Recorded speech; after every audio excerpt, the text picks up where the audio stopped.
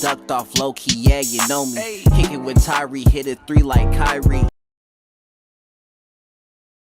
All right, my name is Tyree Pope the third. I'm from Kickin' It with Tyree from Milwaukee, Wisconsin, writer director Hey, and how you host. doing, Terry? How you doing, Alberto?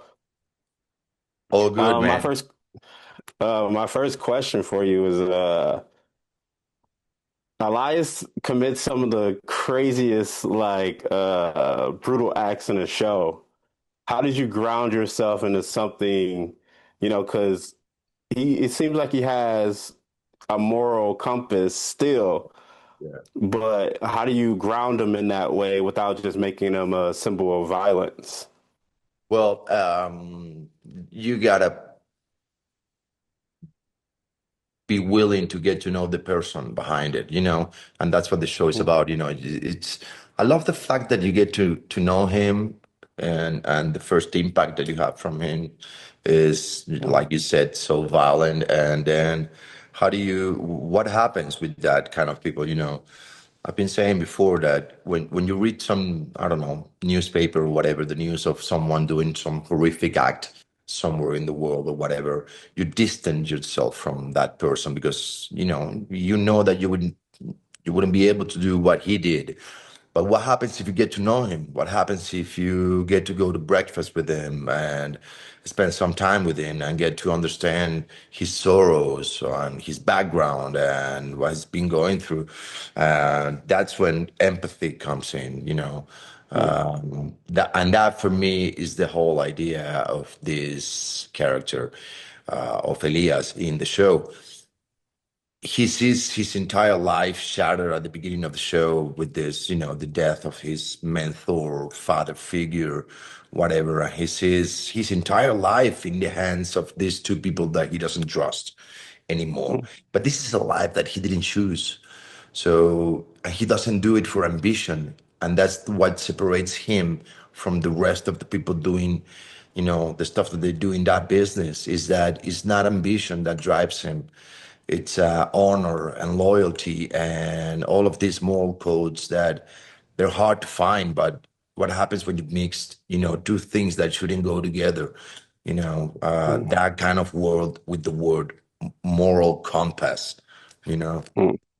Yeah, and part of the theme of the show is, killers are made, Yeah. they're not born that way.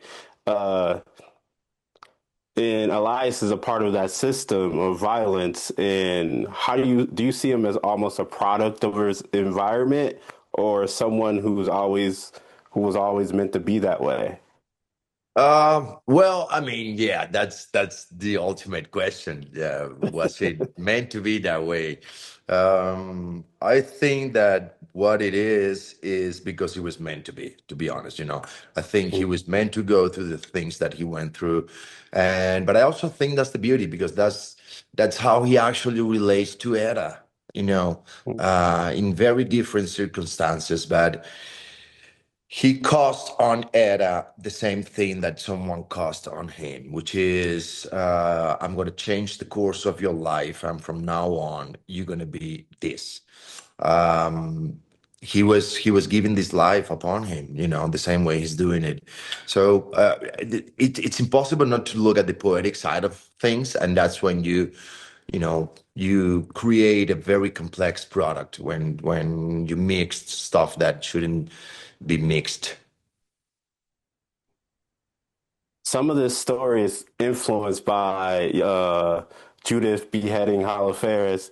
Um, if Etta is Judith in this story, someone who rises above the violence and rises to the violence, what does that make Elias?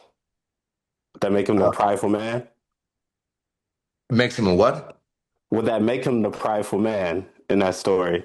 Yeah. Um, I mean, I think that he's he's he's definitely the target of it. I think he's the enforcer, as it says. He's probably the cause of her sorrows and the path that she chooses to take on this life. And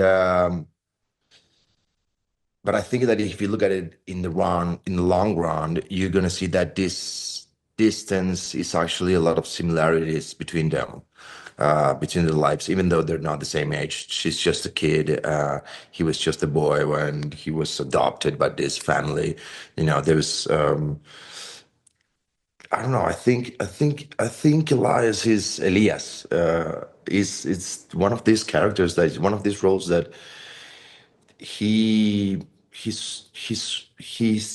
switches around. He never stays the same.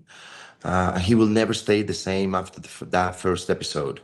He's gonna be in constant change, and it's like seeing a kid, but it's actually 40-year-old Sicario. Finding a new life in that matter.